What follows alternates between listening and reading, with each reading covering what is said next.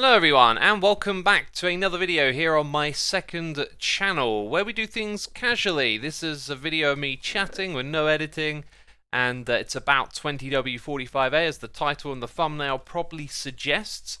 This snapshot has been released. Of course, things are subject to be changed, and I made a video about it on the main channel. If you didn't see that, if you want the overview of this snapshot, head over there. In this one, we're just going to be talking about some of the things that have been added, my thoughts and opinions on them, and of course, it's all subject to change, so we'll have to wait and see. But I wanted to start over here in the end dimension because there's been a new mechanic added that means that technically you can farm shulkers, and it was brought up to me on Twitter by Surprise T, I believe, who made actually a really great point about how difficult this mechanic is to use as we currently understand it. So no surprise, the Psycraft team came up with a farm pretty quickly. They discovered that, of course, snow golems will attack the shulkers. This guy's going after Enderman first of all, it seems. And then in a confined setup, you can trick the shulker bullet to go back to the same shulker. Now, when I tested this, just by getting them to attack one another and seeing how, what it took to get one of those to create a new shulker as it teleported away, it seemed like a very slim chance of that happening, but Psycraft managed to manipulate it so it happened every single time. If I hadn't made the mechanic clear, when a shulker bullet hits a shulker box, there is a chance for it to teleport somewhere else and then leave one there as well, so it kind of like duplicates itself. So this is a way to farm shulkers, and I've noticed that Mojang are very much opening up to farming in Minecraft and giving players more and more access to create farms, making farms easier. But this mechanic right here is rather tricky to manipulate. You've got to get these to the overworld, because in order to take advantage of them duplicating, you send them through portals, although that might not be entirely necessary. So as I talk about it out loud, this might end up boiling down to a little setup where you put a snowman inside of a contained area and it causes the shulker to hit itself over and over again with nowhere to teleport to, and therefore it teleports away and duplicates itself, or something along those lines. Now, the point the Surprise team made is that this is very difficult for the average player to figure out. I think a lot of Minecraft farms do involve the player needing to go to some external source to figure out tricks and tips to then enable them to do farming. But as this mechanic has been introduced, it does come with like a very steep learning curve, to the point where you're probably going to go and look at someone else's farm and build it, which of course is your own decision, but it got me thinking about how difficult should farming in Minecraft be? Should the average player be able to farm absolutely everything? Like, how do you guide them to figure out how to farm and to learn the skills of farming without making it so difficult that you end up resorting to some YouTube video, It's a really great point, and I think the current mechanic appears to be a little bit skewed in that direction. So shulker farming, I mean, I'm all for it. I've played this game for so many years now that tasks like going and grinding for shulker box shells for hours on end isn't particularly as fun as it was when they were first introduced. It was kind of awesome to go do that, have this adventure in the end, flying from city to city. But after you played the game for a few years, it ends up just being the same old thing over and over again, right? So I think it's a discussion that should be had. I hope Mojang are listening. It seems to be the trend that they listen to the community and see what it is we're saying in order to adjust the game and develop it in the right direction. So the next thing to talk about is copper and copper ore. It didn't really hit me when I was making my video, but later on I started to think, yeah, hang on a minute, this stuff's like super expensive. So as it's currently been implemented, copper ore is like gathering iron, and then in order to make all of these copper blocks right here, you make them out of the blocks. So that's 9 ingots, that's 9 ore, and then you've got to craft a bunch of those into stairs. Stairs themselves are actually really expensive. They take a ton of ingots to make in survival. So this would make me think, given Mojang's track record of being friendly to farming at the moment, that they're probably going to implement some way to automatically farm copper. What that could be, I do not know, but they've also introduced the ore generation, with a note that it's going to change. I think one thing they might try and do is create a new type of ore cluster. Not something that's super massive, but you could have a really large amount of copper together in the world. Then when you find it, and let's say it's common as well, you get quite a lot at once, and that perhaps kind of offsets the cost of making these items, right? Like if you had 9 times more copper compared to when you find iron, then it's like every time you find some, it's almost like you get guaranteed to make a block, right? But I reckon what they might do is perhaps introduce some sort of mechanic where, although you've got a cluster of copper, maybe you get way more than just what you see at the moment here. Or maybe they'll change it so that copper ore actually yields multiple ingots. Something like that needs to be done to balance the priciness of these blocks.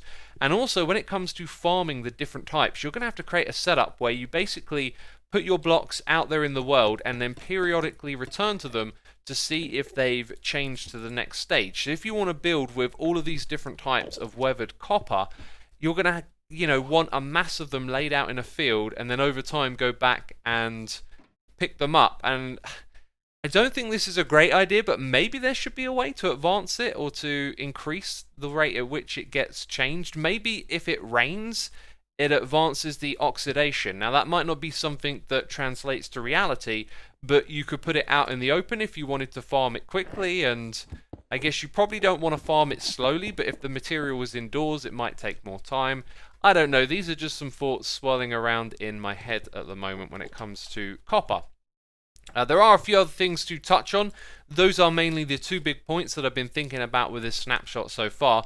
We've got the Spyglass as well. I think this is fantastic, but since it's been released, I've been looking at Reddit and see what people are saying about the snapshots, and quite a few different textures have been offered up, like with more blocky kind of aesthetic to the pixels. This is very circular, and I think actually giving it a more blocky Minecraft feel would be a really good idea. Some of them that I've seen are a little bit extreme. I'll probably go for something in the middle, but the current circle shape isn't particularly Minecrafty. It is pixelated, which kind of helps, but I think they should go for something more blocky when it comes to the Spyglass. So the next thing we should talk about is minecarts. It's a pretty simple point that I want to make, and I'll tell you what, I'm actually going to, let's game rule, keep inventory, let's set it to true, and then /kill so that we can go back to the overworld. It's probably going to be dark here now. I like to record. Oh, this is perfect. I want it to be next to an ocean, so excellent. We've got fishies out here in the ocean. We've got squid and other things, right?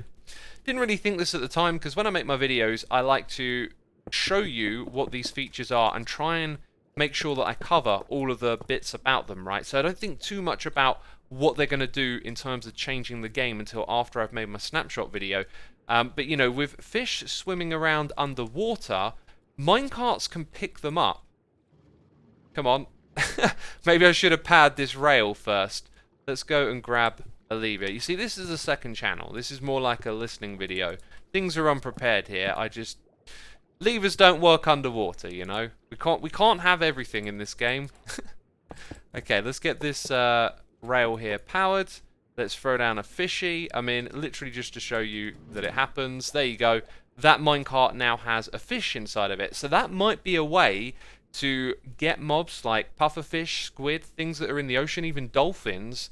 This could make, collecting them easier, and potentially farms could now be made with this. So I kind of picture maybe you fill in part of the ocean, or you're just high enough up in the sky that the only place things are going to spawn are in the shallow area, and then you've got a bunch of minecart rails set up going back and forth, and they just pick up all of the mobs when they spawn and either bring them to the player for the looting effect, or automatically harvest them. So this, I think, is actually going to be quite revolutionary for farming mobs that are in water. I mean, squid farms could be totally different thanks to this mechanic, which is cool. Let's change the time as well.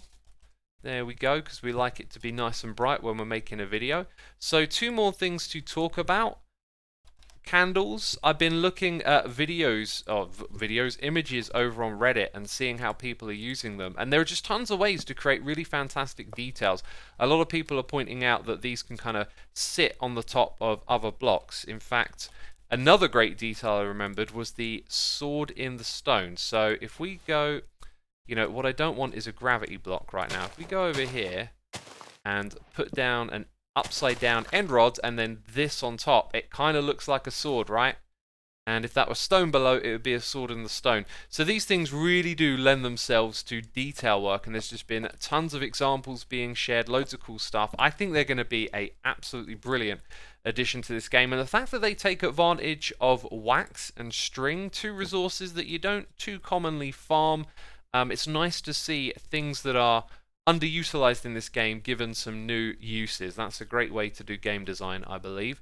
Now, the last thing I wanted to talk about was just bundles briefly, mainly because I saw a lot of criticism about it, and to be fair, I was initially critical of bundles when I saw them, but I think we got to give them fair dues. When we play in survival, which I haven't done, you know, when I get these snapshots, it's all about, for me, making the video, right? When you do this in survival, it's pretty quick before you have a whole bunch of items in your inventory, right? And then with this, you're just going to be able to sap them all up. Hey, I don't need to use any of those items for now. Then they're in that bundle. You know, later on when you're back at your base after you've been exploring and you want to, you know, bring them all back into your inventory and sort them out, you can do that there. I do think they're going to be good early game. But long term, I think they're going to become redundant pretty quickly. And remember, the recipe is with rabbit hide, which is, it's kind of awkward to farm rabbits. It's kind of awkward to find them naturally and to get a lot of hide from them as well, which kind of cancels them out as an early game item. That's what I said in my video over on the main channel. So those are my thoughts. I think we need to hold off the criticism until we play with it in survival. And I'm aware that some of you can just go out there and start playing in survival with it straight away because the snapshot's here. That's not something I unfortunately have the time to do. I play most of my Minecraft on Hermitcraft, right? So I get to experience the new update in survival when it's actually finished. And I kind of learn about all of that stuff through doing videos in creative mode. It's an interesting experience for me, but I'd love an excuse to actually be able to just play the beginning of the game in survival. Although I'd like a fun objective. Maybe something I could do on a live stream. Yeah. Anyway, that's all I wanted to do. I just wanted to waffle and share my thoughts. Please leave a comment down below and let me know if you like this sort of video. It might be something I do more often, right? Just take a moment to sit, chat with all of you. So after we put a snapshot on the main channel, you get some extra thoughts and opinions. And of course, y'all can share those with me in the comments as I've been, you know, reading my Twitter feed, reading the comments, seeing what people think of all of this stuff. Yeah, so let me know what you think of that. Like, do you want to see more videos like this, basically? Anyway, that's it. Thank you for watching, and I'll see you later. Bye-bye.